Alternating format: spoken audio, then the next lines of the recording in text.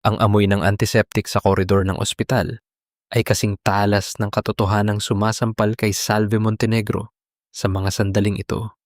Nakatayo siya sa isang madilim na sulok, pinagmamasdan ng kanyang asawa na si Diego na nakahiga sa isang lumang stretcher. Wala ng malay at maputla, habang ang kabit nito na si Bella ay nakaupo sa sahig at nanginginig sa takot habang nakabalot lamang ng isang puting tuwalya. Isang malaking insulto na sa gitna ng marangyang buhay na binuo ni Salve bilang isang Villarreal. Dito siya hahantong, sa isang hamak na pampublikong ospital na puno ng amoy ng sakit at pagkabulok. Tinitingnan ang dumi na iniwan ng pagtataksil ng kanyang asawa. Hindi alam ng mundo na ang bawat sakripisyo niya para sa pamilyang ito ay tila naging abo na. Ngunit sa ilalim ng kanyang pananahimik ay may isang pangakong hindi matitibag. Ang bawat paghamak na nararanasan niya ngayon ay magiging mitya ng isang apoy na tutupok sa buong pamilya Villarreal. Balang araw, isang malamig na dampi ng kamay sa kanyang balikat ang biglang pumutol sa kanyang pag-iisip. Pirmahan mo ito, Salve. Ngayon din, ang boses ni Doña Pilar ay walang bahid ng awa. Tila isang utos na galing sa langit na hindi pwedeng baliin. Inilapag ng matandang babae ang isang asul na folder sa harap niya. Ang mga mata nito ay kasing talas ng kutsilyo at puno ng pandidiris. Sasabihin mo sa mga pulis na ikaw ang nagpabaya kay Diego, na dahil sa pagiging malamig mong asawa, kaya siya naghahanap ng aliw sa labas. Kailangan nating protektahan ang kumpanya at ang pangalan ng iyong asawa. Salve, isipin mo ang utang na loob mo sa amin. Isipin mo ang lahat ng ibinigay namin sa iyo. Tiningnan ni Salve ang mga dokumento sa ilalim ng malamig na ilaw ng fluorescent na tila kumukurap-kurap sa pagod. Ang bawat salitang nakasulat doon ay isang malaking kasinungalingan, isang paraan upang gawin siyang biktima at gawing santo ang lalaking hindi man lang siya kayang tingnan sa mata habang gising. Sa kabilang dako ng silid, si Bella ay patuloy sa paghikbi. Ang mga kamay nito ay may mantsapa ng malagkit na pawis ni Diego mula sa motel. Napakasakit isipin na ang lahat ng pagod ni Salve para panatilihing malinis ang imahe ng kanilang tahanan ay mauuwi lang sa isang pirasong papel na magbabaon sa kanya sa kahihiyan ng buong bansa.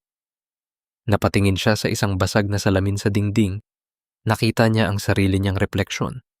Isang babaeng nasa edad 40, maayos pa rin ang tindig, ngunit ang mga mata ay puno ng isang uri ng pagod na hindi kayang gamutin ng tulog. Dahan-dahang hinawakan ni Salve ang mamahaling ballpen na inabot ng kanyang biyenan.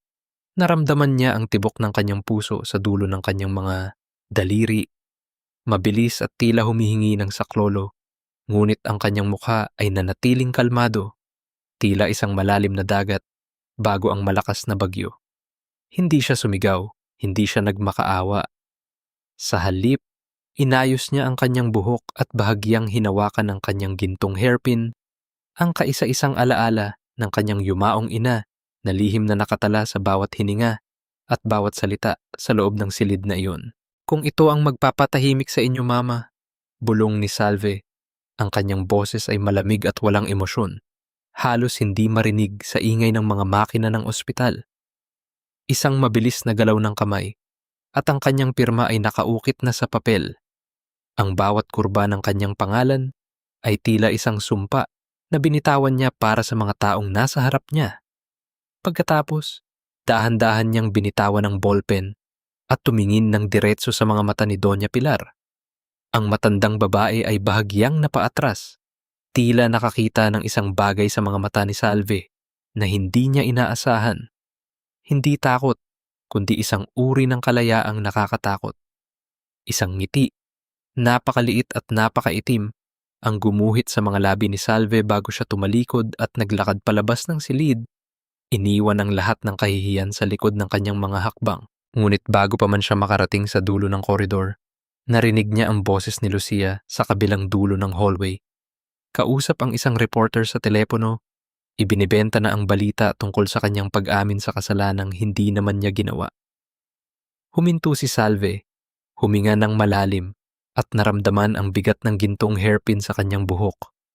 Ang kanyang lihim na sandata na naglalaman ng lahat ng katotohanan. Ang sikat ng araw sa labas ng mansyon ng mga Villarreal ay tila hindi sapat upang gisingin ang malamig na pakiramdam sa loob ng dibdib ni Salve. Habang naglalakad siya sa kalsada patungo sa maliit na palengke sa dulo ng kanilang subdivision, ramdam niya ang bawat tingin na nakatusok sa kanyang likuran. Hindi ito ang tingin ng paghanga na nakasanayan niya noon bilang asawa ng isang tanyag na negosyante.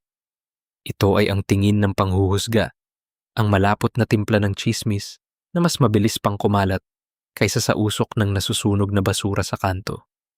Nakita niya si Marites de Luna, ang kapitbahay niyang tila may mata sa bawat pader, na may hawak na cellphone at tila naka-livestream sa social media. Ang mga bulong nito ay sapat na upang marinig ng lahat ng dumadaan, habang tinatawag si Salve na isang walang pusong asawa na siyang dahilan ng pagkasira ng buhay ni Diego. Ayan na nga ang tinatawag nating karma, mga kamars, ang maririnig na boses ni Marites habang bahagyang nakatutok ang kamera kay Salve. Minsan talaga, ang mga mukhang anghel, sila pa ang may tinatagong baho. Isipin nyo, pinabayaan ang asawa sa oras ng pangangailangan dahil lang sa selos? Napaka-toxic talaga. Hindi lumingon si Salve. Pinigilan niya ang kanyang sarili na umiyak o sumagot. Sa halip, mas hinigpitan niya ang pagkakahawak sa kanyang bayong. Ramdam ang bigat ng mga gulay at isdang binili niya para sa hapunan. Mga pagkaing simple na malayo sa mga buffet na madalas nilang puntahan noon. Sa bawat hakbang, tila bumabao ng kanyang mga paa sa putik ng kahihiyan. Lalo na nang makasalubong niya si Aling Belen, ang pinakamatandang naninirahan sa kanilang barangay. Sinubukan ni Salve na abutin ang kamay ng matanda upang magmano, isang tanda ng paggalang na itinuro sa kanya simula pagkabata. Ngunit mabilis na iniwas ni Aling Belen ang kanyang kamay. Ang sakit ng pagtangging iyon ay mas matalas pa kaysa sa anumang sampal na natanggap niya sa buhay.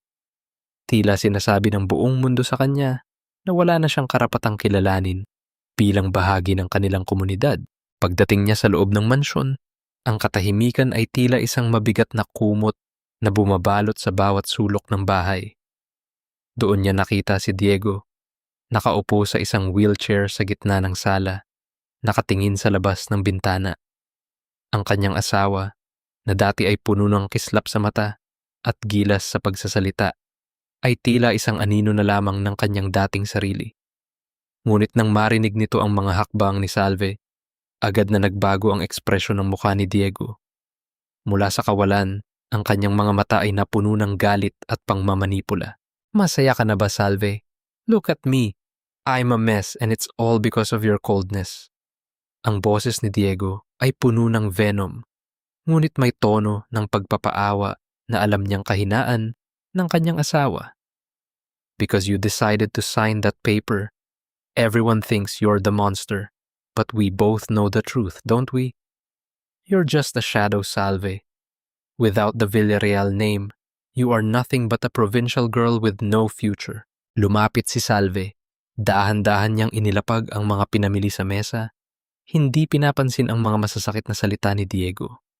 Pinagmasdan niya ang kanyang asawa, ang lalaking minahal niya, ang lalaking pinag-alayan niya ng kanyang kabataan, na ngayon ay ginagamit ang sariling pagkakamali upang lalo siyang ibaon.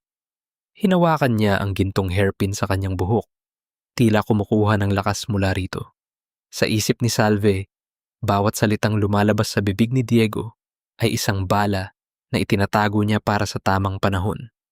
Ang bawat gaslighting at pang-iinsulto ay itinatala niya sa kanyang puso, hindi upang masaktan, kundi upang patigasin ang kanyang loob. Magpahinga ka na, Diego. Kailangan mong lumakas para sa susunod na kabanata ng ating buhay. Ang tanging sagot ni Salve, ang kanyang boses, ay kalmado na tila walang anumang bagyong nagaganap sa kanyang paligid. Nang pumasok siya sa kusina upang magluto, napansin niya sa bintana ang isang itim na sedan na nakaparada sa labas ng kanilang gate. Hindi ito ang sasakyan ng mga kaibigan ni Diego, at hindi rin ito ang sasakyang madalas makita sa kanilang subdivision. May isang taong nakaupo sa loob, tila nagmamasid, tila naghihintay. Naramdaman ni Salve ang isang kakaibang kilabot sa kanyang batok Alam niyang sa gitna ng kanyang pag-iisa, may mga matang hindi lang basta nanonood, kundi nag-aabang sa kanyang bawat pagkakamali. O baka naman, ito na ang tulong na matagal na niyang ipinagdarasal sa gitna ng kadiliman. Inilabas niya ang kanyang maliit na prayer book mula sa bulsa ng kanyang apron. Pinuksan ito sa isang pahinang may marka ng luha. Panginoon, hatagan unta ko nimo og kaligon. Bulong niya sa kanyang sariling wika, isang hiling para sa lakas na hindi kayang ibigay ng sinumang tao. Ang laban na ito ay hindi na lamang tungkol sa kanyang dangal, kundi tungkol sa pagbawi sa kanyang sariling kaluluwa mula sa mga kamay ng mga Villarreal. Sa gitna ng isang maliit at lumang kafe sa labas ng lungsod, kung saan ang mga mesa ay gawa sa madilim na kahoy at ang amoy ng barakong kape ay humahalo sa alikabok, doon naghintay si Salve. Pinili niya ang lugar na ito dahil malayo ito sa mapanuring mga mata ng mga Villarreal at sa live stream ni Marites. Ang bawat tao na pumapasok sa pinto ay pinagmamasdan niya ng may halong kaba at pagdududa. Hindi na siya marunong magtiwala dahil ang bawat taong malapit sa kanya ay naging bahagi ng kanyang pagkakabilanggo. Ngunit kailangan niyang gawin ito. Hindi siya pwedeng manatiling biktima habang buhay. Isang lalaking nasa gitna ng kanyang 40 taon ang lumapit sa kanyang mesa. Simple lang ang suot nito. Isang asul na polo shirt at maong. Ngunit ang tindig nito ay pununo ng awtoridad at karanasan. Ito si Santiago Rivas, ang abogado na ilang linggo na niyang sinusubukang kontakin. Sa unang pagkakataon, nang magtama ang kanilang mga mata, hindi nakaramdam si Salve ng panghuhusga. Sa halip, nakakita siya ng isang uri ng pag-unawa na tila matagal na niyang hinahanap. Salamat sa pagpunta, Salve. Alam kong hindi madali para sa iyo ang lumabas ng bahay sa mga sandaling ito. Ang boses ni Santiago ay malalim at kalmado, tila isang mainit na kumot sa gitna ng malamig na gabi. Dahan-dahan niyang inilapit ang isang baso ng mainit na kape sa harap ni Salve. Uminom ka muna. Nakikita ko ang pagod sa iyong mga mata. Nakikita ko ang sakit na pilit mong itinatago. Ang simpleng kilos na yon ay nagdulot ng isang kakaibang kirot sa dibdib ni Salve. Sa loob ng maraming taon sa piling ng mga Villarreal, siya ang laging naghahain, siya ang laging nag-aalaga, siya ang laging nagsisilbi. Ngayon lang uli may gumawa nito para sa kanya. Ngunit mabilis niyang binawi ang kanyang emosyon. Hindi siya pwedeng maging mahina. Inilabas ni Santiago ang isang makapal na folder mula sa kanyang bag at inilapag ito sa mesa. Sa bawat pahinang binubuklat niya, tila binubuksan din ang mga sugat sa puso ni Salve. Ipinakita ni Santiago ang mga dokumento ng pag-aari ng mga lupain at ari-arian na nakapangalan kay Salve, ngunit may mga nakalakip na huwad na pirma. Ginamit ni Diego ang kanyang pangalan upang kumuha ng malalaking loan at the-chop ang kanilang mga ari-arian para sa mga ilegal na transaksyon ng pamilya Villarreal. Ginawa ka nilang panangga, Salve. Kapag bumagsak ang kumpanya, ikaw ang unang hihilahin pababa dahil ang iyong pirma ang nasa lahat ng mga papeles na ito. Paliwanag ni Santiago. Ang kanyang mga daliri ay bahagyang dumapo sa ibabaw ng folder at doon napansin ni Salve ang isang maliit na tattoo sa likod ng kanyang palad. Isang kakaibang simbolo na tila pamilyar sa kanya, katulad ng disenyo sa singsing ng namayapang patriarch ng mga Villarreal. Bakit mo ako tinutulungan, attorney? Ano ang makukuha mo rito? Tanong ni Salve. Ang kanyang boses ay puno ng paghihinala. Sa mundong kinagisnan niya, walang tulong na libre. Lahat ay may kapalit, lahat ay may bayad. Tumingin si Santiago ng diretso sa kanya. Ang kanyang mga mata ay tila may gustong sabihing lihim. Dahil ang katarungan ay hindi lamang para sa mga mayaman, Salve. At dahil may mga utang sa nakaraan na kailangang bayaran. Bago pa makasagot si Salve, isang tawag mula sa kanyang cellphone ang nagpagising sa kanya mula sa sandaling iyon ng pag-asa. Si Diego. Kailangan na niyang bumalik sa bahay. Nagmamadali niyang iniwan ang kafe, dala ang isang maliit na susi na ibinigay ni Santiago. Ang susi sa isang ligtas na lugar kung saan itatago nila ang mga ebidensya. Pagdating niya sa mansyon, ang dilim ay tila mas lalong naging makapal. Nakita niya si Diego sa kanyang wheelchair sa gitna ng sala, hawak ang isang baso ng alak. Ang kanyang muka ay puno ng sarkastikong ngiti. Saan ka galing, mahal kong asawa? Akala ko ba ay tapat ka sa akin? Ang boses ni Diego ay puno ng pang-uuyam. Huwag mong isiping makakatakas ka. Ang bawat galaw mo ay alam ko. Isipin mo ang kahihiyang ibibigay mo sa pamilyang ito kapag nalaman nilang may kinalaman ka sa mga nawawalang pera. Ikaw ang mapupunta sa kulungan, Salve, hindi ako. Tumayo lang si Salve sa harap ng kanyang asawa. Ang kanyang mga kamay ay nakatago sa loob ng bulsa ng kanyang suot na cardigan. Mahigpit na hawak ang susi na ibinigay ni Santiago. Sa unang pagkakataon, hindi siya natakot sa mga banta ni Diego. Sa likod ng bawat panlalait nito, nakikita na niya ang takot ng isang lalaking malapit nang mawalan ng kapangyarihan. Magpahinga ka na, Diego. Mahaba pa ang gabi. Ang tanging sagot ni Salve bago siya dahan-dahang umakyat sa hagdan. Iniwan ang kanyang asawa sa gitna ng katahimikan ng kanilang malaking bahay. Hindi alam ni Diego na ang babaeng inaakala niyang sunod-sunuran ay nagsisimula na ring maglatag ng sarili niyang vanco. Ang hapunan sa mansyon ng mga Villarreal ay tila isang ritual ng pagpapahirap na binalot sa ginto at pilak. Sa ilalim ng naglalakihang chandelier, ang tunog lamang ng mga kubyertos na tumatama sa mamahaling porselana ang bumabasag sa nakabibinging katahimikan. Nakaupo si Doña Pilar sa dulo ng mesa. Ang kanyang muka ay kasing tigas ng bato habang pinagmamasdan ang bawat galaw ni Salve. Si Diego naman ay nakatuon lamang sa kanyang pagkain, tila walang pakialam sa tensyong namumuo sa paligid. Ang balita sa labas ay hindi pa rin humuhupa, Salve. Ang simula ni Doña Pilar. Ang kanyang boses ay puno ng pait. Ang kumpanya ay nakararanas ng pressure dahil sa iyong mga maling desisyon. Sana ay iniisip mo ang bigat ng pangalang dinadala mo bago ka gumagawa ng mga bagay na ikapapahamak nating lahat. Hindi sumagot si Salve. Pinagtuunan niya ng pansin ang kanin sa kanyang plato na tila kasing lamig na ng kanyang pakikitungo sa pamilyang ito. Sa gitna ng kanilang pagkain, isang katulong ang lumapit at naglapag ng isang box sa tabi ni Salve. Isang regalo raw mula sa isang kaibigan. Pagbukas ni Salve sa kahon, isang masangsang at matapang na amoy ng pabango ang humalimuyak sa buong dining room. Sa loob nito ay isang mamahaling silk bedsheet na may kalakip na sulat. Para sa iyong malamig na gabi. Alam ni Salve na galing iyon kay Bella. Isang tahasang pang-uuyam sa kanyang pagkababae at sa kanyang relasyon kay Diego. Ano iyan?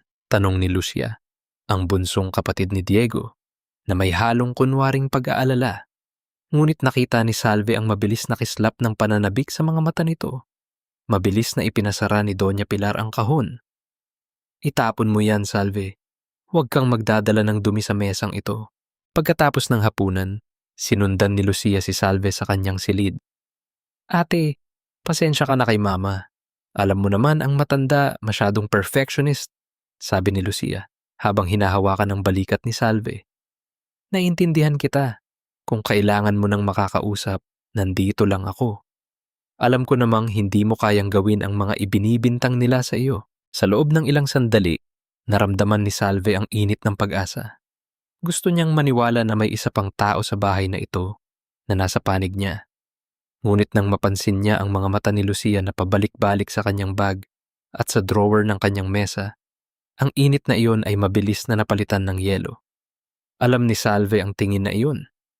Ito ay tingin ng isang taong naghahanap ng mapapakinabangan. Salamat, Lucia. Malaking tulong ang iyong suporta. Mahinahong sagot ni Salve habang dahan-dahan niyang inilalayo ang kanyang sarili. Nang mapansin ni Lucia na tila wala siyang makukuha, nagpaalam na rin ito. Ngunit bago pa man makalabas si Lucia, sinamantala ni Salve ang pagkakataon ng lumingon ito sa salamin. Mabilis at tahimik na idinikit ni Salve ang isang maliit at manipis na recording device sa ilalim ng dining table sa ibaba habang pababa sila ng hagdan sa gitna ng kadiliman ng gabi. Ito ang kanyang unang hakbang upang malaman kung sino talaga ang kanyang mga kaaway sa loob ng sariling tahanan. Bumalik si Salve sa kusina upang uminom ng tubig. Nakita niya ang mga basag na baso sa gilid ng lababo na hindi pa naililigpit ng mga katulong. Sa halip na tawagin sila, kinuha ni Salve ang walis at dahan-dahang pinulot ang bawat piraso ng bubog. Ang bawat sugat sa kanyang mga daliri habang hinahawakan ang matatalim na piraso ay tila paalala na ang bawat pagkakamali niya ay may katumbas na hapdi. Tumanggi siya nang subukan siyang tulungan ng isang katulong. Gusto niyang maramdaman ang sakit dahil ang sakit na ito ang nagpapatunay na buhay pa ang kanyang damdamin sa kabila ng pagiging bilanggo sa gintong hawla ng mga Villarreal. Paakyat na sana siya sa kanyang silid nang marinig niya ang isang mahinang bulong mula sa library ni Diego. Dahan-dahan siyang lumapit at sumilip sa bahagyang nakabukas na pinto. Doon niya nakita si Lucia. Kausap si Diego sa telepono. "Huwag kang mag-alala, kuya," bulong ni Lucia. Ang kanyang boses ay puno ng panlilin lang. "Sigurado akong may itinatagong ebidensya si Salve. Kanina pa ako naghahanap, pero tila masyado siyang maingat. Huwag kang mainip. Makukuha ko rin ang kailangan mo para tuluyan na siyang mawala sa landas natin." Napatigil si Salve. Ang kanyang hininga ay tila nagyelo sa kanyang lalamunan. Ang huling hibla ng tiwala na mayroon siya para sa pamilyang ito ay tuluyan nang naputol. Ang taong itinuring niyang kapatid ay ang siya palang magbabaon sa kanya sa hukay. Dali-daling pumasok si Salve sa kanyang silid at nilak ang pinto. Binuksan niya ang kanyang laptop at nakita ang isang email mula kay Santiago. Isang encrypted na mensahe ang bumungad sa kanya. "Handa na ang lahat ng datos. Kailangan nating kumilos bago pa nila mahahanap ang orihinal na kopya. Mag-ingat ka, Salve. Ang mga ahas ay nasa tabi mo lang." Ang parish hall ng San Lorenzo ay puno ng mga tao para sa tao ng charity event ng simbahan. Sa gitna ng ingay ng mga nag-uusap at ang kalantog ng mga relief goods na inaayos, si Salve ay tahimik na gumagawa sa isang sulok. Nakasuot siya ng simpleng puting blusa, malayo sa karangyaan ng kanyang karaniwang kasuotan. Para sa kanya, ang paglilingkod sa simbahan ang tanging paraan upang makahanap ng kapayapaan sa gitna ng magulong buhay sa mansyon. Ngunit ang kapayapaang iyon ay biglang nabulabog nang pumasok sa bulwagan ang isang babaeng tila hindi nababagay sa okasyon. Si Bella Santillan ay dumating na suot ang isang mamahaling cocktail dress at mga alahas na kumikinang sa ilalim ng mga lumang ilaw ng hall. Ang kanyang bawat hakbang ay puno ng kayabangan at ang bawat mata sa loob ng simbahan ay nakatuon sa kanya. Hindi nagtagal, lumapit siya sa mesa kung saan naroon si Salve, ang sipag naman ng legal wife. Ang boses ni Bella ay puno ng pang-uuyam. Sapat na upang marinig ng mga kababaihan sa paligid. "Pero alam mo, Salve, kahit anong dasal mo rito, hindi na mababago ang katotohanan. Diego loves me. He finds comfort in my arms because you are just an empty shell. Isang magandang palamuti na hindi man lang makapagbigay ng anak para sa pamilyang Villarreal. Napakawalang silbi mo, hindi ba?" Ang mga salitang iyon ay tila mga karayom na tumutusok sa puso ni Salve. Ang isyu ng hindi pagkakaroon ng anak ay ang pinakamalalim na sugat na paulit-ulit na binububuksan ng mga tao sa paligid niya. Naramdaman ni Salve ang init ng galit na dahan-dahang umaakyat sa kanyang dibdib, ngunit hindi siya nagpakita ng anumang emosyon. Ipinagpatuloy niya ang pag-aayos ng mga delata, tila ba isang hangin lamang ang nagsasalita sa kanyang harap. Dahil sa inis na hindi siya pinapansin, kinuha ni Bella ang kanyang baso ng red wine. At tila hindi sinasadyang natabig ito patungo sa damit ni Salve. Ang matingkad na pulang likido ay mabilis na kumalat sa puting blusa ni Salve, tila isang sariwang sugat na bumubukas. Ang ilang mga tao ay napasinghap sa gulat. Dahan-dahang tumayo si Salve. Kumuha siya ng isang puting table napkin at nagsimulang punasan ang kanyang damit nang walang anumang panginginig sa kanyang mga kamay. Pagkatapos, tumingin siya ng diretso sa mga mata ni Bella. Ang tingin ni Salve ay hindi puno ng luha, kundi ng isang uri ng lamig na tila yelo na dumadaloy sa hangin. Naramdaman ni Bella ang biglang takot at dahan-dahang napaatras. "Ang dumi ay madaling labhan, Bella." Ang boses ni Salve ay mahinahon ngunit bawat salita ay may bigat. Ngunit ang karakter ng isang tao, kahit anong bango ng pabango mo, hinding-hindi mo matatago ang baho ng pagiging mang-aagaw. Bago pa man makasagot si Bella, isang mabilis na galaw ang nagpabaling sa atensyon ng lahat. Ang tunog ng palad na tumama sa pisngi ni Bella ay bumasag sa katahimikan ng hall. Si Doña Pilar ang gumawa niyon. Ngunit alam ni Salve na hindi iyon dahil sa malasakit sa kanya. Umalis ka rito, babae. Ang galit na utos ni Doña Pilar kay Bella. Huwag kang gumawa ng eksena sa harap ng mga taong ito. Sinisira mo ang imahe ng pamilya Villarreal dahil sa iyong kawalan ng breeding. Ayokong marinig ang chismis ng mga tao sa labas tungkol sa kahihiyang ito. Umalis si Bella na umiiyak at puno ng galit habang si Doña Pilar ay tiningnan si Salve nang may halong pandidiri bago rin tumalikod. Doon napagtanto ni Salve na sa loob o labas man ng bahay, siya ay palaging mag-isa. Ang tanging paraan upang mabago ang kanyang kapalaran ay ang harapin ang mga Villarreal sa sarili nilang laro. Nang gabing iyon, may isang malaking business gala na gaganapin sa lungsod. Alam ni Salve na naroon si Diego at ang lahat ng maimpluwensyang tao sa bansa.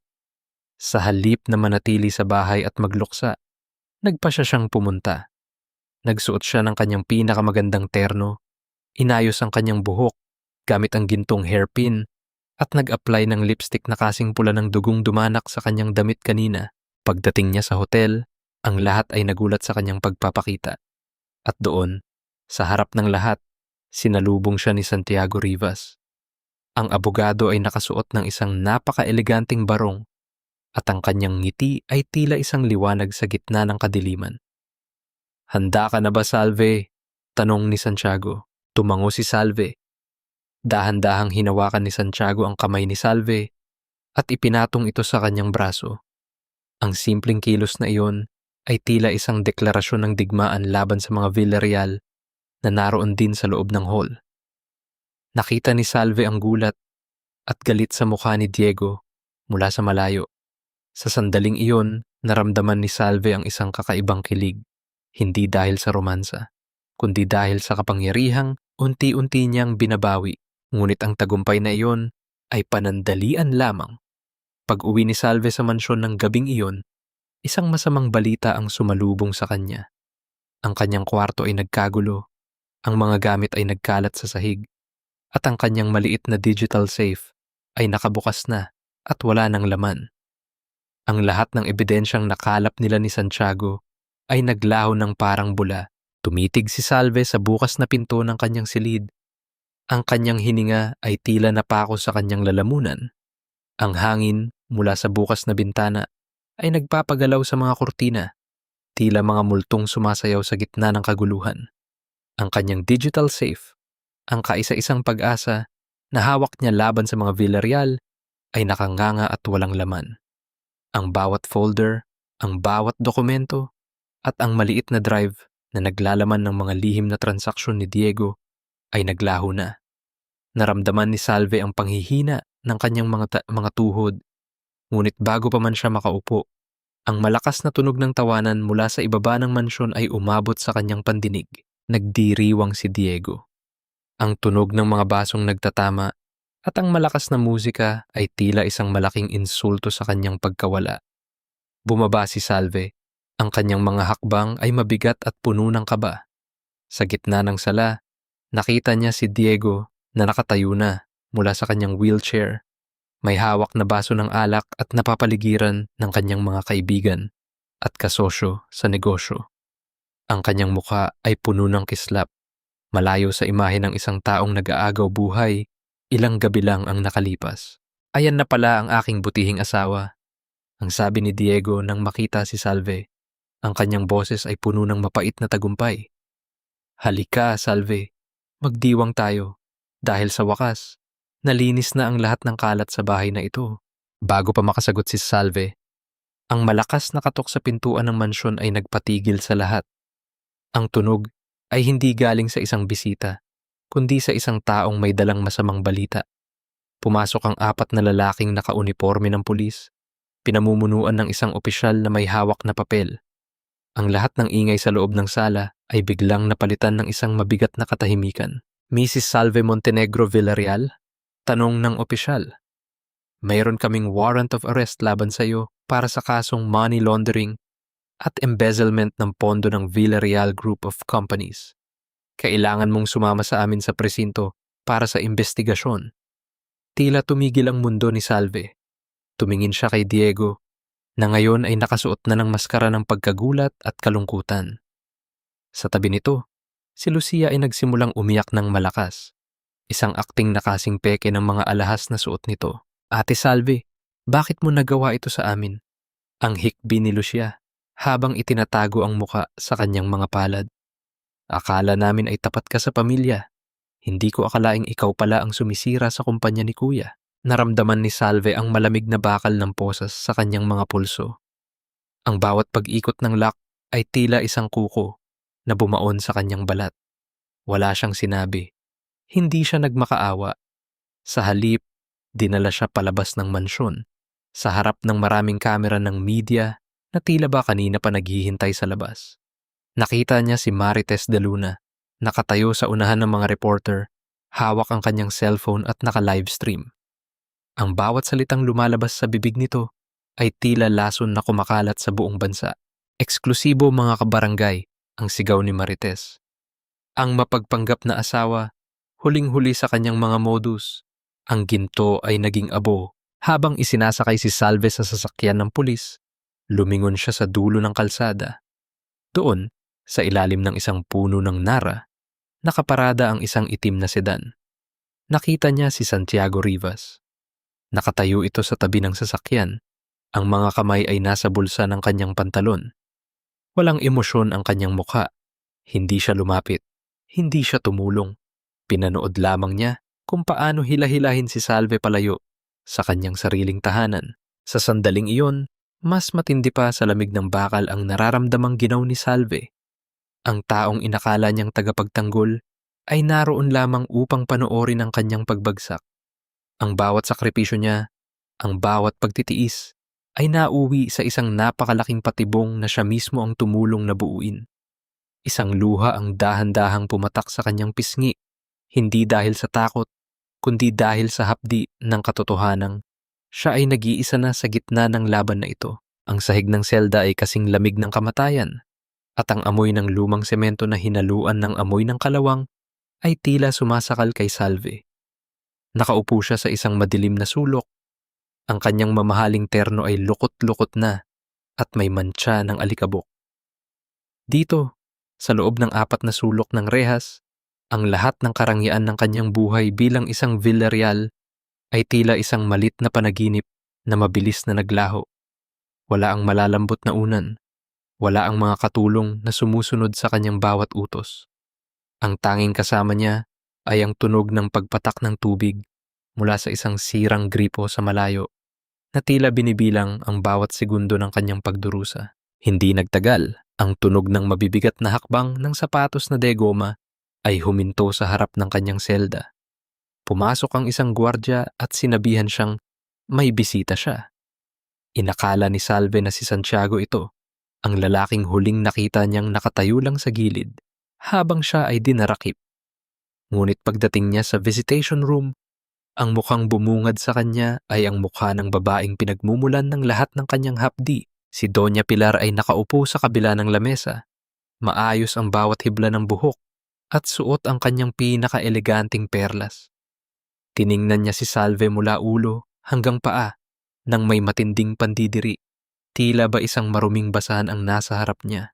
Tingnan mo ang sarili mo, Salve. Ang boses ni Doña Pilar ay mahina ngunit puno ng lason. Bagay na bagay sa iyo ang lugar na ito. Isang hamak na probinsyana na nangarap pumasok sa isang pamilyang hindi naman para sa kanya. Ngayon, tapusin na natin ang komedyang ito. Inilapag ni Doña Pilar ang isang dokumento sa mesa. Ito ay ang mga annulment papers. Pirmahan mo ito. Isuko mo ang lahat ng karapatan mo sa pangalang Villarreal at sa lahat ng ari-ari ang kinuha mo sa amin.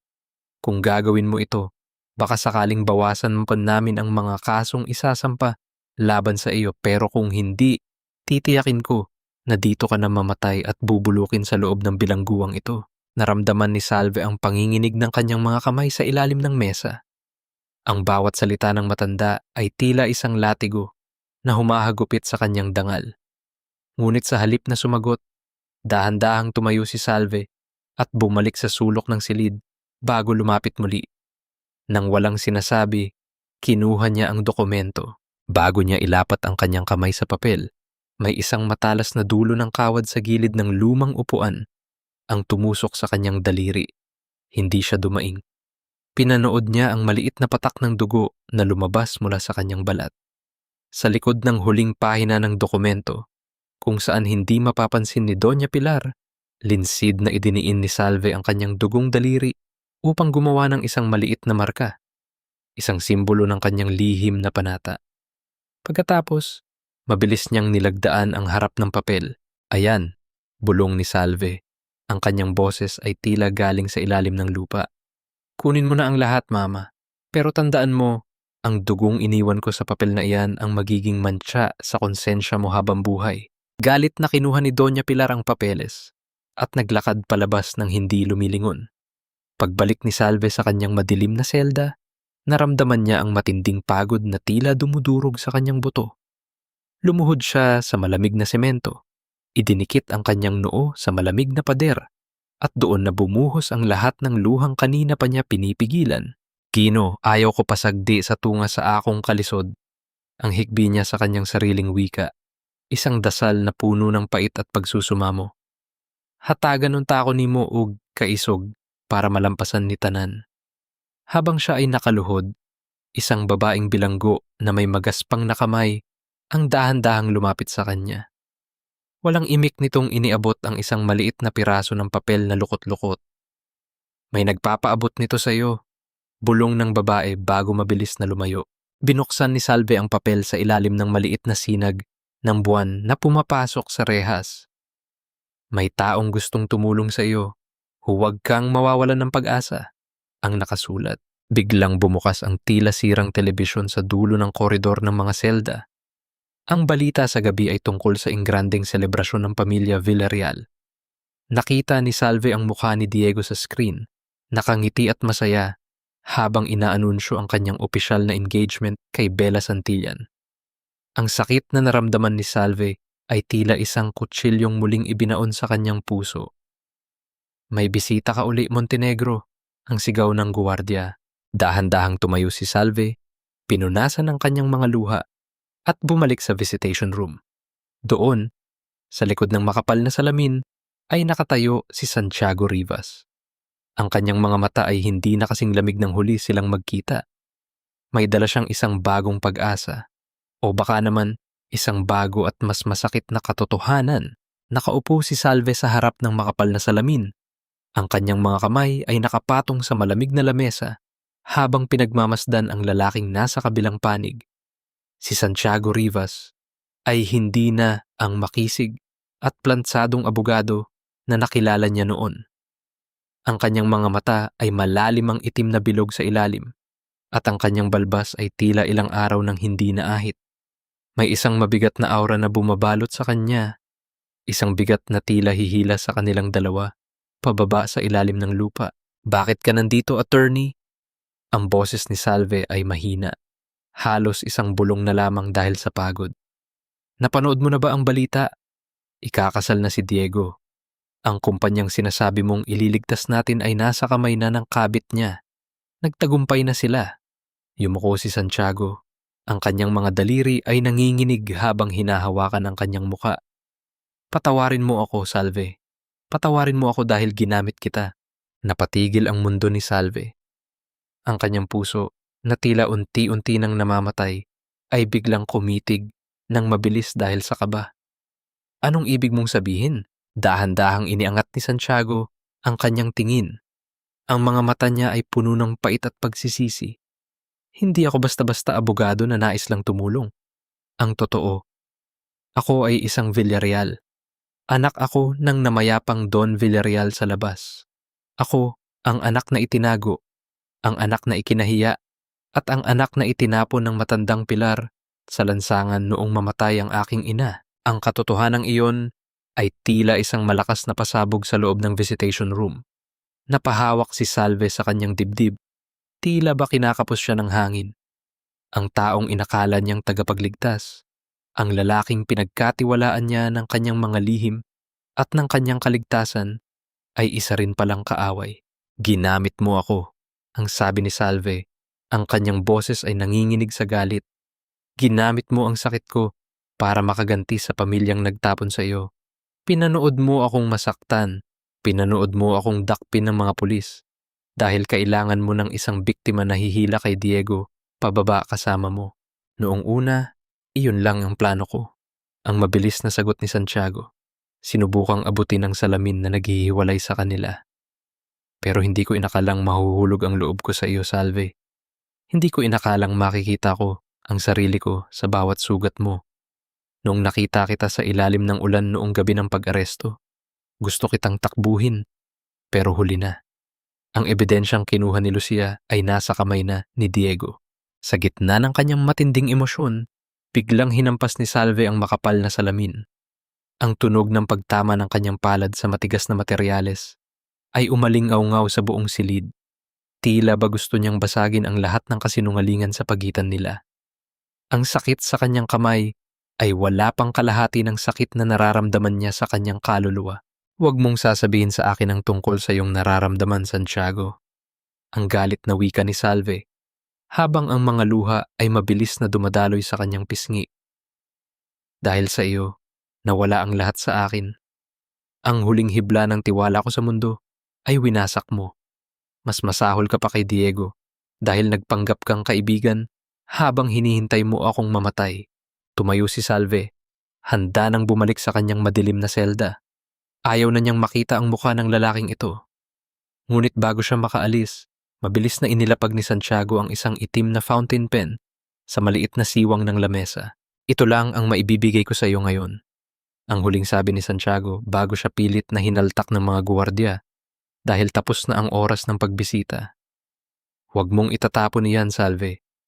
Diyan nakasalalay ang iyong kalayaan. At diyan din nakatago ang huling hininga ng pamilya Villarreal. Bumalik si Salve sa kanyang selda. Ang kanyang katawan ay tila isang basyong walang laman. Inilapag niya ang fountain pen sa kanyang maliit na higaan. Sa ilalim ng malamig na liwanag ng buwan, pinagmasdan niya ang bagay na iyon. Isang matulis na kagamitan na tila isang simbolo ng lahat ng sakit na naranasan niya. Doon niya napagtanto. Tapos na ang panahon ng pag-iyak. Tapos na ang panahon ng pagiging biktima. Kung ang mundo ay binuo ng mga kasinungalingan at pagtataksil, matututuhan niyang lumangoy sa sarili niyang karagatan ng puot. Binuksan niya ang fountain pen. At doon niya natuklasan na ang loob nito ay hindi tinta, kundi isang napakaliit na micro SD card. Ang kanyang mga mata ay nanliit sa gitna ng kadiliman. Ang laban ay hindi pa tapos. At sa pagkakataong ito, wala na siyang pagkakatiwalaang sinuman, kahit na ang sarili niyang puso. Ang mga araw sa loob ng bilangguan ay tila naging isang mahabang panaginip na walang katapusan.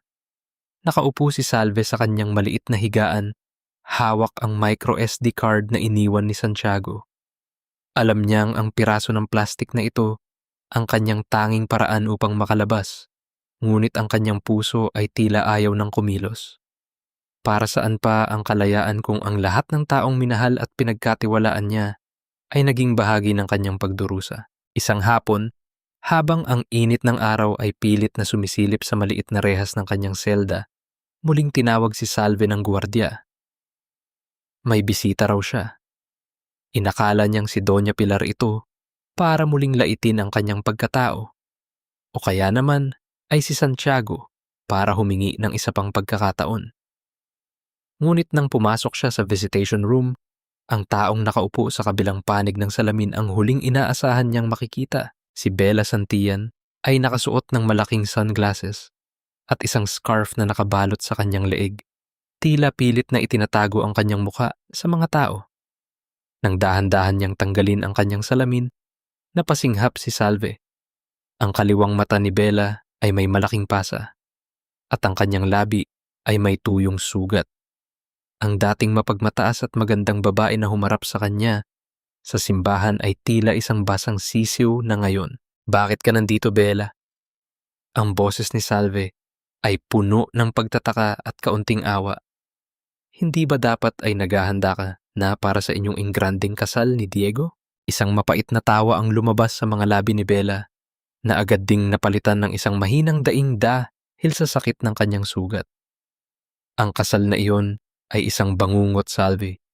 Ang lalaking akala ko ay magliligtas sa akin mula sa kahirapan ay isa palang hayop. Noong makuha na niya ang lahat ng gusto niya mula sa iyo, ako naman ang naging punching bag niya. Inilapit ni Bella ang kanyang mukha sa salamin. Ang kanyang mga mata ay puno ng takot. Akala ko ay ako ang panalo. Salve. Akala ko ay ako ang reyna dahil nakuha ko ang asawa mo. Pero nagkamali ako. Tayong dalawa ay ginamit lang niya. Ako para sa kanyang panandaliang aliw at para asarin ka. At ikaw para maging tagasalo ng lahat ng dumi ng kumpanya niya. Dahan-dahang inilabas ni Bella ang isang maliit na burner phone mula sa loob ng kanyang scarf. Nakuha ko ito sa kanyang library kagabi. Nag-away kami dahil ayaw niyang pirmahan ang prenuptial agreement na gusto ko. Sinaktan niya ako. Pero bago ako tumakas, nakuha ko ang phone na ito. May video rito, Salve. Isang video kung saan kinakausap niya ang kanyang abogado tungkol sa kung paano kanya ididiin sa kulungan para manatiling malinis ang pangalan niya. Naramdaman ni Salve ang isang kakaibang init na dumadaloy sa kanyang mga ugat. Hindi ito galit, kundi isang matinding pagnanais na mabuhay muli. Pinanood niya ang video sa maliit na screen ng phone sa likod ng salamin. Doon, malinaw na sinabi ni Diego, "Hayaan niyo si Salve na mabulok sa loob. Mas maganda kung doon na siya mamatay. Kapag nawala na siya, ang lahat ng ari-arian niya ay magiging akin na at wala nang makakapigil sa akin." "Bakit mo ito ginagawa, Bella?" tanong ni Salve. Habang pinagmamasdan ang babaeng dati, ay itinuring niyang mortal na kaaway. "Dahil ayaw kong mamatay ng walang laban, Salve," ang hikbi ni Bella. "At dahil alam kong ikaw lang ang may sapat na talino at tapang para pabagsakin ang pamilya Villarreal. Tulungan mo ako at tutulungan kitang makalabas dito." Iniabot ni Bella ang phone sa ilalim ng maliit na siwang ng visitation table, isang mabilis na kilos na hindi napansin ng mga gwardiya. Pagkatapos, mabilis siyang tumayo, isinuot ang kanyang sunglasses at naglakad palabas ng hindi na lumingon. Bumalik si Salve sa kanyang selda. Ang bawat hakbang niya ay tila may kasamang bagong lakas. Hindi na siya ang babaeng probinsyana na umiiyak sa dulo ng koridor. Hindi na siya ang asawang sunod-sunuran na handang tanggapin ang lahat ng pasakit para sa utang na loob.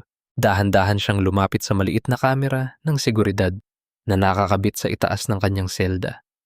Tumingala siya rito, dahan-dahang inayos ang kanyang gusot na buhok at sa unang pagkakataon matapos ang maraming buwan, isang matamis ngunit nakakatakot na ngiti ang gumuhit sa kanyang mga labi. Ang ngiting iyon ay hindi para sa kamera, kundi para kay Diego at sa lahat ng mga Villarreal na nag-aakalang tapos na ang kanyang laban. "Humanda kayo," bulong ni Salve sa gitna ng katahimikan ng gabi. "Dahil ang reyna ay babalik na. At sa pagkakataong ito, hindi lang ako basta asawa. Ako ang magiging katapusan ninyong lahat." Ang mga bakal na pinto ng kulungan ay bumukas ng may mabigat na tunog na tila isang huling hininga ng isang naghihingalong halimaw. Humakbang si Salve palabas, sinalubong ng init ng araw ng Maynila na tila dumadampi sa kanyang balat bilang isang pagbati. Sa labas, hindi ang sasakyan ng mga Villarreal ang naghihintay sa kanya. Isang simpleng puting van ang nakaparada at isang lalaking nakauniporme ang nagbukas ng pinto para sa kanya. Ayon sa kanyang abogado, isang hindi kilalang pilantropo ang nagpiyansa sa kanya. Isang misteryosong kamay na tila humugot sa kanya mula sa hukay. "Saan tayo, ma'am?" tanong ng driver. Tumingin si Salve sa malayo, ang kanyang mga mata ay kasing linaw ng kristal. "Sa mansyon ng mga Villarreal." Doon tayo sa lugar kung saan nagsimula ang lahat. Pagdating niya sa harap ng malaking gate ng mansyon, naroon pa rin ang ilang mga reporter at si Marites de Luna na tila hindi napapagod sa pag-aabang ng malalagim na balita. Ngunit nang bumaba si Salve mula sa sasakyan, tumahimik ang lahat. Wala na ang gusot na damit at ang hitsura ng isang biktima. Nakasuot siya ng isang dekalidad na itim na terno, maayos ang kanyang pagkaka-makeup at ang kanyang gintong hairpin ay kumikinang sa ilalim ng sikat ng araw. Naglakad siya ng may dignidad, hindi pinapansin ang mga flash ng kamera at ang mga tanong na ibinabato sa kanya. Sa loob ng mansyon, sinalubong siya ni Lucia na tila nakakita ng isang multo. Ang kanyang muka ay namutla at ang kanyang baso ng juice ay halos mabitawan niya. "Anong ginagawa mo rito, Ate Salve?" Ang boses ni Lucia ay nanginginig sa takot at galit. "Wala ka ng karapatan dito. Pinalayas ka na ni Mama at ni Kuya. Hindi ka ba nahihiya? Pagkatapos mong nakawin ang pera ng pamilya, babalik ka pa rito." Hindi sumagot si Salve. Nilagpasan niya si Lucia na tila ba isang hangin lamang ito. Umakyat siya sa itaas, sa silid na dati nilang pinagsaluhan ni Diego. Binuksan niya ang malaking walk-in closet at isa-isang kinuha ang mga mamahaling suit, sapatos at relo ni Diego. Dinala niya ang lahat ng iyon sa banig ng balcony na nakaharap sa kalsada, kung saan kitang-kita ng mga tao sa labas ang kanyang bawat galaw. Sa gitna ng panunood ng mga reporter at ang pagsisigaw ni Lucia sa ibaba, dahan-dahang kinuha ni Salve ang mga damit ni Diego at isa-isang binitiwan ang mga ito mula sa balcony. Ang bawat suit na bumabagsak sa damuhan ay tila isang bahagi ng kanyang nakaraan na kanyang pinuputol. Isang malakas na pahayag na hindi na siya ang asawang pwedeng apak-apakan. "Salve! Itigil mo yan! Nababaliw ka na ba?" Ang sigaw ni Lucia habang pilit na umaakyat sa hagdan. Nang makarating si Lucia sa balcony, hinarang siya ng dalawang malalaking lalaki na nakauniporme. Ang mga security guard na kasama ni Salve mula sa labas. Natigilan si Lucia. Ang kanyang muka ay puno ng pagtataka at puot. "Ang bahay na ito ay nakapangalan sa akin, Lucia." Ang mahinahong sabi ni Salve habang dahan-dahang inaayos ang kanyang buhok sa harap ng salamin. "At habang wala pang pinal na desisyon ng korte sa ating annulment, ako pa rin ang reyna ng mansyong ito. Kaya kung ako sa iyo, mag-iimpake na ako ng mga gamit ko bago ko pa maisipang itapon din ang mga iyan sa labas." Eksaktong sa sandaling iyon, ang tunog ng isang sasakyan ay huminto sa tapat ng gate. Si Diego ay kararating lang kasama si Doña Pilar. Ngunit bago pa man sila makapasok sa loob ng bahay, isang sheriff ang humarang sa kanila. Inabutan sila ng isang dokumento, isang temporary restraining order na nagbabawal kay Diego at sa kanyang ina na lumapit sa loob ng 500 metro mula kay Salve at sa mansyon. "Hindi maaari ito!" Ang sigaw ni Doña Pilar mula sa labas. Ang kanyang boses ay umaabot hanggang sa loob ng bahay. "Bahay namin ito. Salve, babayaran mo ang pagtataksil na ito."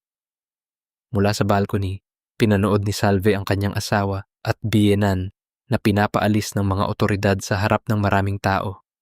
Nakita niya ang mukha ni Diego. Puno ng kahihiyan at hindi makapaniwalang ang babaeng inakala niyang kontrolado niya ay siya palang sisira sa kanyang mundo. Bumalik si Salve sa loob ng silid, tinala ang kanyang maliit na laptop at nakita ang isang bagong mensahe mula kay Santiago. "Ang unang hakbang ay tapos na. Ngunit mag-ingat ka, Salve. Ang nasugatang halimaw ay mas mapanganib." Napasandal si Salve sa pader. Ang kanyang puso ay mabilis pa ring tumitibay. Sa gitna ng tagumpay na ito, may isang tanong na gumugulo sa kanyang isipan. Sino ang taong nagpiyansa sa kanya? Sino ang may sapat na yaman at galit laban sa mga Villarreal upang tulungan siya sa ganitong paraan? Hinawakan niya ang kanyang gintong hairpin at sa unang pagkakataon, naramdaman niyang ang digmaang ito ay mas malalim pa kaysa sa inaakala niya. Ang bawat hakbang ni Salve patungo sa loob ng Hall of Justice ay tila isang paglakad sa gitna ng nagbabagang uling. Ang sikat ng araw sa labas ay matindi, ngunit sa loob ng gusali, ang lamig ng aircon ay humahalo sa amoy ng lumang papel at pawis ng mga taong naghihintay ng hustisya. Nakasuot si Salve ng isang purong puting terno, isang kulay na sumisimbolo sa kanyang inosensya. Ngunit para sa pamilya Villarreal, ito ay isang hamon sa kanilang kapangyarihan. Sa kabilang panig ng silid, nakaupo si Diego, nakasuot ng kagalang-galang na barong. Katabi si Doña Pilar na walang tigil sa paghawak sa kanyang kwintas na perlas. Ang bawat sulyap ng matandang babae kay Salve ay puno ng lason. Tila ba sinusumpa niya ang bawat hininga ng kanyang dating manugang. Nagsimula ang pagdinig sa mga paratang ni Diego. Ang kanyang abogado, na kilala sa pagiging agresibo, ay tumayo at hinarap ang hukom. Your Honor, ang aking kliyente ay biktima ng isang napakalaking pagtataksil. Hindi lamang ninakawan ni Salve Montenegro ang kumpanya, kundi ginamit pa niya ang perang ito upang tustusan ang kanyang pakikipagrelasyon sa ibang lalaki.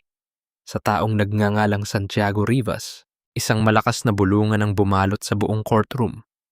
Nakita ni Salve si Marites de Luna sa hanay ng mga audience. Mabilis na nagtatype sa kanyang cellphone. Marahil ay ibinibenta na naman ang bawat salitang naririnig sa mga chismis blog. Tumingin si Diego kay Salve. Isang mapait at mapaglarong ngiti ang gumuhit sa kanyang mga labi. Bahagya siyang yumuko at bumulong. Sapat na para marinig lamang ni Salve. Sabi ko sa iyo, Salve, sa huli, ikaw ang magmumukhang marumi. Walang maniniwala sa isang probinsyanang gaya mo. Nanatiling tuwid ang upo ni Salve.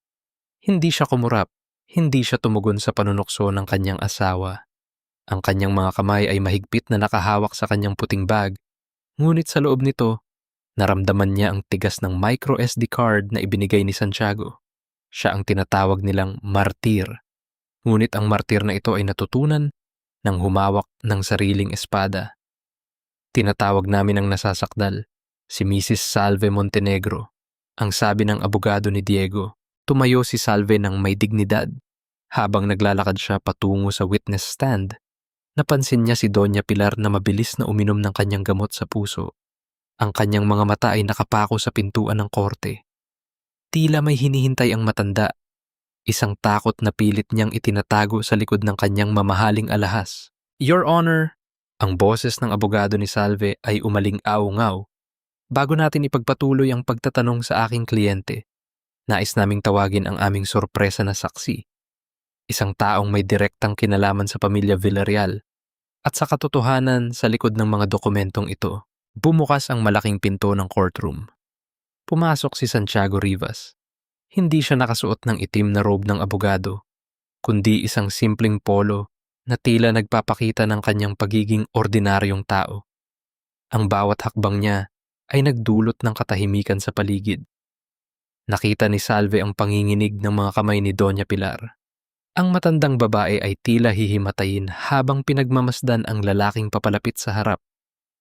Attorney Santiago Rivas, ano ang kinalaman mo sa kasong ito? Tanong ng hukom. Itinaas ni Santiago ang isang asul na folder.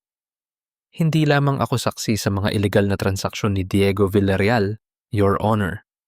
Narito ako upang patunayan ang isang bagay na 3 dekada nang itinatago ng pamilyang ito. Inilapag niya ang mga dokumento sa mesa ng korte. Narito ang mga resulta ng DNA test na nagpapatunay na ako ay anak ni Don Roberto Villarreal. Ako ang kapatid ni Diego na pilit nilang ibinaon sa limot upang hindi madungisan ang kanilang pangalan. At narito rin ang ebidensya na ang pondong sinasabi nilang ninakaw ni Salve ay aktwal na inilipat ni Diego sa mga offshore accounts upang suportahan ang kanyang bisyo at ang kanyang kabit. Ang buong korte ay tila niyanig ng isang malakas na lindol. Ang mga flash ng kamera ay naging mas mabilis. Ang mga tao ay nagsigawan sa gulat. Sa gitna ng kaguluhan, nakita ni Salve ang pagbagsak ng balikat ni Diego. Ang kanyang asawa, na dating puno ng kayabangan, ay tila isang maliit na bata na nahuling nagnanakaw. Tumingin si Salve kay Santiago. Sa gitna ng lahat ng dumi at pagtataksil, sa unang pagkakataon, nakita niya ang isang liwanag. Ngunit bago pa man siya makahinga ng maluwag, isang malakas na sigaw ang pumutok mula sa kinaroroonan ni Doña Pilar. Kasinungalingan iyan, hindi ka namin kalahi. Ang huling sigaw ng matanda bago siya tuluyang nawalan ng malay at bumagsak sa sahig. Ang ingay sa loob ng courtroom ay tila isang palengkeng nagkakagulo. Habang isinusugod si Doña Pilar palabas ng silid ng mga paramedics. Ang mga flash ng kamera ay tila mga kidlat na walang tigil sa pagtama sa bawat sulok. Ngunit sa gitna ng lahat ng ito, si Salve ay nanatiling nakaupo ng tuwid. Ang kanyang mga kamay ay magkapatong sa ibabaw ng lamesa, tila isang rebulto ng birhen na nagmamasid sa pagguho ng isang makasalanang palasyo. Walang luha, walang kaba. Ang tanging nararamdaman niya ay ang malamig na kapayapaan na dahan-dahang bumabalot sa kanyang puso. Order in the court! Ang sigaw ng hukom, ang tunog ng kahoy na martilyo ay bumasag sa ingay ng mga tao. Nang bumalik ang kaunting katahimikan, tumayo ang abogado ni Salve. Your Honor, nais naming ipakita ang panghuling ebidensya na magpapatunay na ang lahat ng kasong isinampa laban sa aking kliyente ay isang malaking fabrication. Dahan-dahang kinuha ni Salve ang gintong hairpin mula sa kanyang buhok. Ang bawat mata sa loob ng silid ay nakatuon sa maliit na piraso ng alahas na ito. Para sa marami, ito ay isang simpleng palamuti lamang. Ngunit para kay Salve, ito ang tahimik na saksi sa kanyang pinakamadilim na gabi. Ibinigay niya ito sa kanyang abogado, na agad namang ikinabit ang maliit na device sa loob nito sa sound system ng korte. Ang boses ni Doña Pilar ay umalingaw-ngaw sa buong silid. Malamig, mapang-api, at puno ng lason. Sasabihin mo sa mga pulis na ikaw ang nagpabaya kay Diego. Isipin mo ang utang na loob mo sa amin. Kasunod nito ay ang boses ni Diego, na tila galing sa ilalim ng lupa ang kawalan ng konsensya habang kausap ang kanyang abogado sa isang lihim na video na ibinigay ni Bella. Hayaan niyo si Salve na mabulok sa loob. Mas maganda kung doon na siya mamatay. Nakita ni Salve ang pagbabago sa mukha ni Diego. Ang kanyang asawa ay dahan-dahang napaatras. Ang pawis ay dumadaloy sa kanyang noo at ang kanyang mga mata ay nanlilisik sa galit at takot. Ang maskara ng isang kagalang-galang na negosyante ay tuluyan ng natuklap. Inilalantad ang isang halimaw na nasugatan at wala nang matatakbuhan. Kasinungalingan niyan. In-edit ang mga recordings na yan. Ang sigaw ni Diego, ang kanyang boses, ay pumiyok sa tindi ng nerbiyos. Tumingin siya kay Bella na nakaupo sa hanay ng mga saksi. Ikaw! Traidor ka! Pinulot lang kita sa dumi, Bella. Akala mo ba makakatakas ka? Sa gitna ng kanyang galit, biglang sumugod si Diego patungo kay Bella. Ang lahat ay napasinghap. Ngunit bago pa man niya mahawakan ang babae, hinarang siya ng mga pulis. Sa gitna ng kanyang pagpupumiglas, hindi na napigilan ni Diego ang kanyang dila. I made you, Salve. Wala kang kwenta kung hindi dahil sa akin. Ang huling hiyaw ni Diego habang hila-hila siya ng mga otoridad. Lahat ng pera, lahat ng lupa, akin ang lahat ng iyon. Ako ang nag-utos na pekein ang mga pirma mo dahil nararapat lang iyon sa akin. Ang katahimikan na sumunod sa kanyang pag-amin ay mas nakakabingi kaysa sa anumang sigaw. Napaupo si Diego sa sahig. Ang kanyang mga kamay ay mabilis na kinabitan ng malamig na metal ng posas. Ang tunog ng pagkandado ng mga ito ay tila ang huling tuldok sa mahabang kabanata ng paghihirap ni Salve. Tumayo si Salve at dahan-dahang naglakad patungo sa kanyang asawa. Huminto siya sa harap nito. Tiningnan ang lalaking minahal niya noon, ngunit ngayon ay tila isang estranghero na lamang. Walang galit sa kanyang mga mata. Tanging malalim na pagod at isang uri ng awa na mas masakit pa kaysa sa puot. Hindi ako ang sumira sa iyo, Diego. Ang mahinahong sabi ni Salve. Ang boses ay sapat na upang marinig ng mga taong nasa paligid. Sira ka na, bago mo pa ako nakilala. Ang kasakiman mo ang naglagay sa iyo sa kinalalagyan mo ngayon. Tumingin siya sa hukom at pagkatapos ay kay Santiago na nakatayo sa malayo. Sa unang pagkakataon, nakita ni Salve ang isang tunay na ngiti sa mga labi ni Santiago. Isang ngiti ng paghingi ng tawad at ng pagkilala sa kanyang lakas. Inayos ni Salve ang kanyang damit, itinaas ang kanyang noo, at naglakad palabas ng courtroom. Ang bawat hakbang niya ay tila mas magaan. Ang bawat hininga ay mas malalim. Ang laban ay tapos na. Ang katotohanan ay lumabas na. At sa wakas, ang gintong hawla ng mga Villarreal ay tuluyan ng nagiba. Ang mansyon ng mga Villarreal na dati ay simbolo ng kapangyarihan at yaman na hindi natitibag ay napapalibutan na ngayon ng dilaw na tape ng mga otoridad. Ang mga bintanang dati ay laging nagliliwanag sa mga ingranding party ay madilim na at tila mga matang wala ng buhay. Nakatayo si Salve sa labas ng gate. Pinagmamasdan ang mga tauhan ng korte na isa-isang nilalagyan ng selyo ang mga pintuan. Ang bawat katok ng martilyo sa kahoy ay tila isang kuko na itinatanim sa kabaong ng kanyang nakaraan. Wala siyang nararamdamang saya, tanging isang malalim na katahimikan na tila ba ang lahat ng ingay ng kanyang pagdurusa ay biglang naglaho sa hangin. Sa balita sa radyo na naririnig mula sa isang nakaparadang sasakyan ng pulis, nalaman ni Salve ang kapalaran ng iba pang mga Villarreal. Si Lucia ay nahuli sa airport bago pa man makasakay ng eroplano patungong Singapore.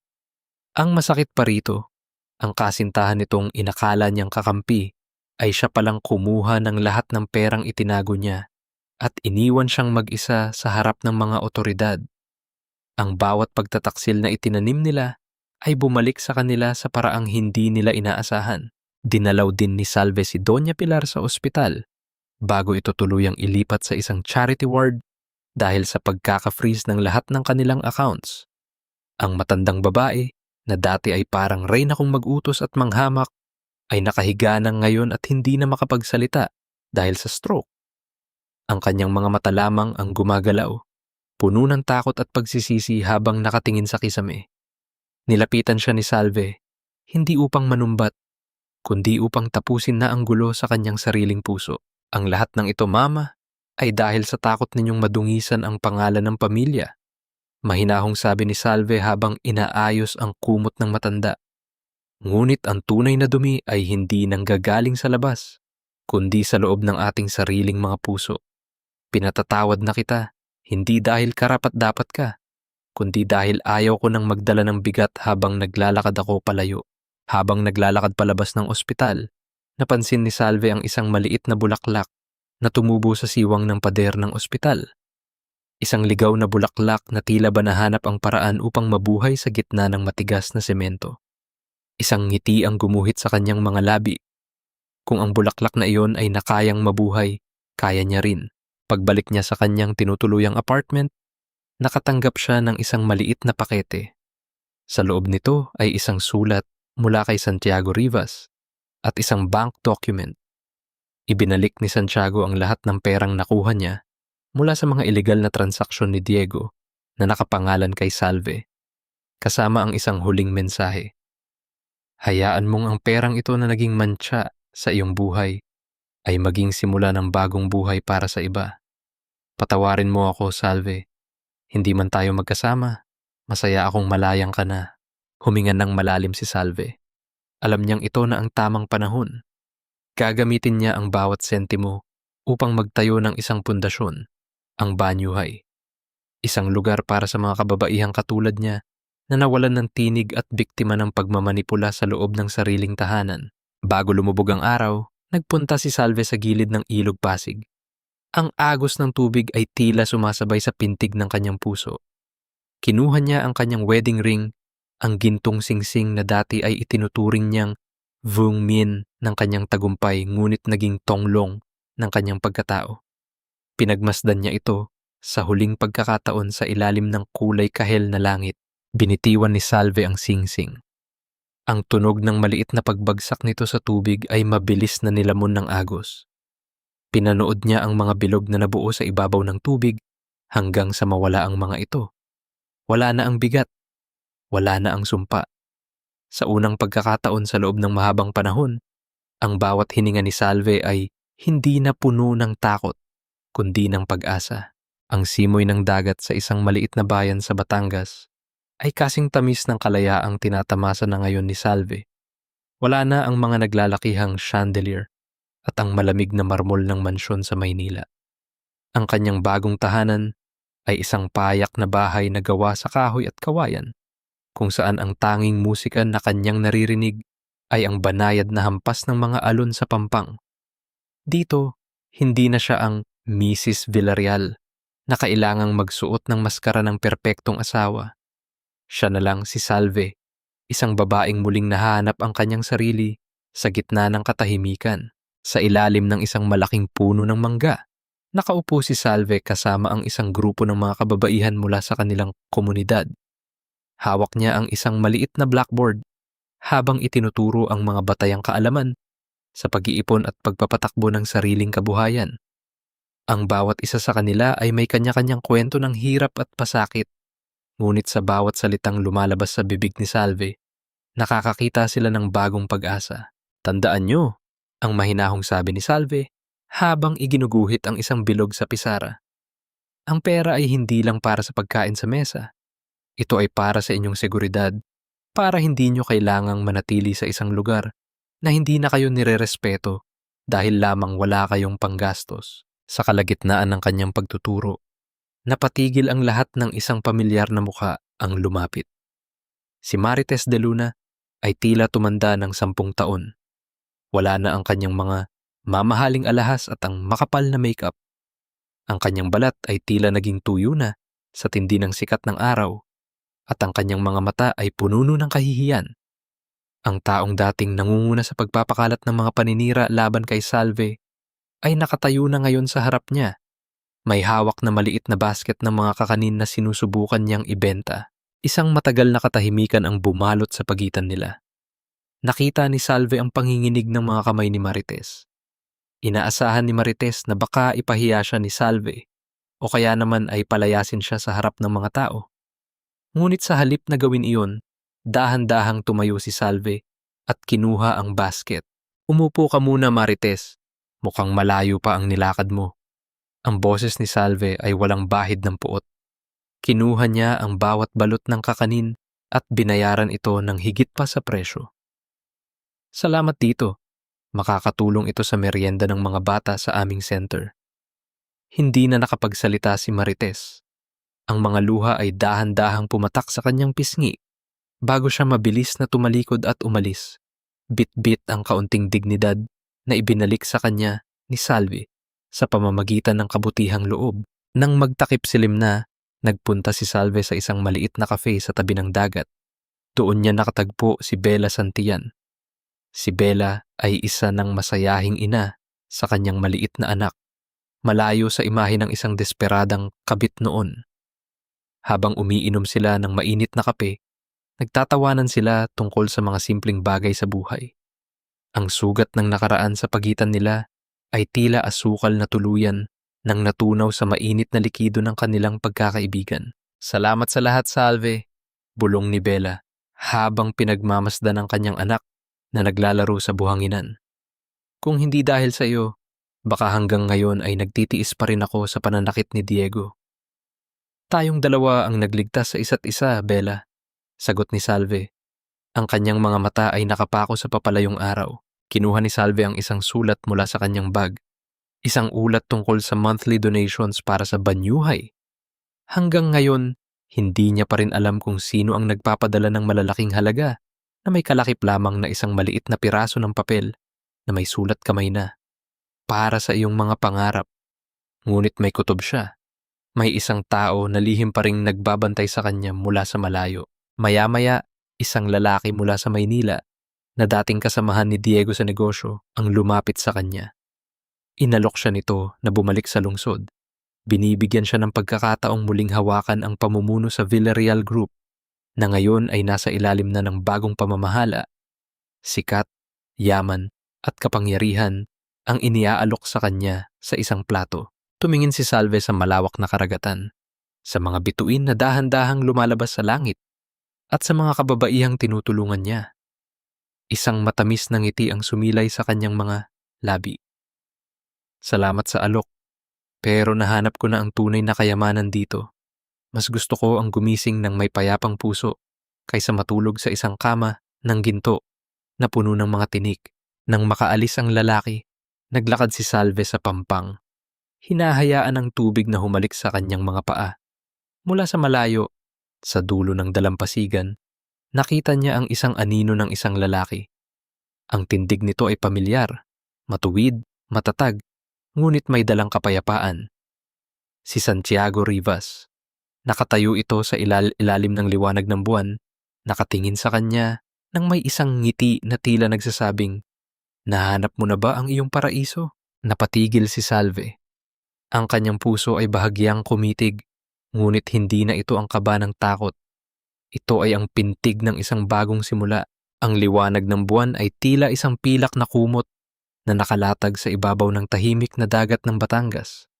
Nakatayo si Salve sa dalampasigan, ang kanyang mga paa ay dahan-dahang nilalamon ng basang buhangin sa bawat paghalik ng alon.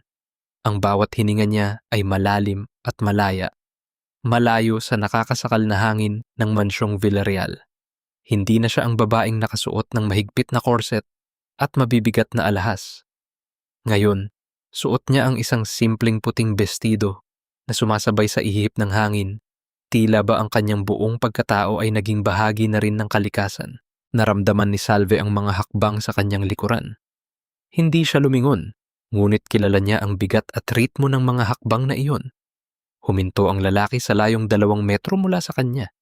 Isang distansyang puno ng respeto at hindi binabasag ang kanyang kapayapaan. Salve, ang boses ni Santiago Rivas ay tila isang malalim na kwerdas ng gitara na tumatama sa katahimikan ng gabi. Dahan-dahang lumingon si Salve.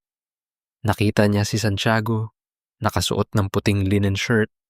Ang mga kamay ay nasa bulsa habang pinagmamasdan siya ng may halong paghanga at pagsisisi. Akala ko ay umalis ka na ng bansa, attorney, ang mahinahong sabi ni Salve. Hindi ko kayang umalis nang hindi nasisiguro na maayos ka, Salve, sagot ni Santiago. Dahan-dahang lumapit ng kaunti pa, ngunit nananatili ang distansya. Nais kong humingi ng tawad sa huling pagkakataon. Alam kong ang mga lamat na nagawa ko sa iyong buhay ay hindi basta-basta mapapawi ng isang patawad. Ngunit gusto kong malaman mo na ang lahat ng ginawa ko mula nang lumabas ka ng kulungan ay totoo. Gusto kong simulan nating muli. Sa pagkakataong ito, wala nang mga lihim. Wala nang van ko. Tumingin si Salve sa malawak na karagatan. Pagkatapos ay yumuko siya at pinagmasdan ang kanyang refleksyon sa malinaw na tubig na naiwan sa buhanginan. Doon, hindi na niya nakita ang the flawed martyr na handang mamatay para sa utang na loob. Nakita niya ang isang babaeng rangro, may ningning sa mga mata na hindi nanggagaling sa anumang hiyas, kundi sa kanyang sariling kaluluwa. Santiago, pinatawad na kita. Ang boses ni Salve ay matatag. Ngunit ang pagpapatawad ay hindi laging nangangahulugan ng pagbabalik sa nakaraan. Nahanap ko na ang aking sarili rito, sa gitna ng mga alon at sa piling ng mga babaeng tinutulungan ko. Sa unang pagkakataon, hindi ko na kailangan ng isang lalaki para maging vikutin ko. Salamat sa lahat, pero sapat na ako sa kung ano ako ngayon. Isang mapait na ngiti ang lumitaw sa mga labi ni Santiago, ngunit tumango siya ng may pagkilala. Naintindihan ko. Marahil ay nararapat lang na ikaw naman ang maghari sa sarili mong mundo. Kumuha siya ng isang makapal na sobre mula sa kanyang bulsa.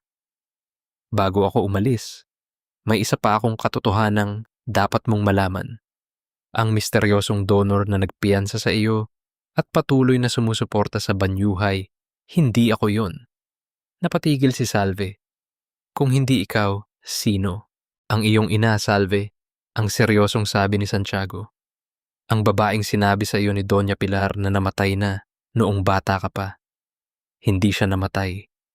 Pinilit siyang umalis at magtago sa ibang bansa dahil sa mga banta ng pamilya Villarreal. Pero sa loob ng 40 taon, hindi kanya kailanman kinalimutan. Ang perang ginagamit mo ngayon ay galing sa kanya. Ang kanyang paraan ng pagbawi sa lahat ng taon na wala siya sa tabi mo. Tila tumigil ang pag-ikot ng mundo ni Salve.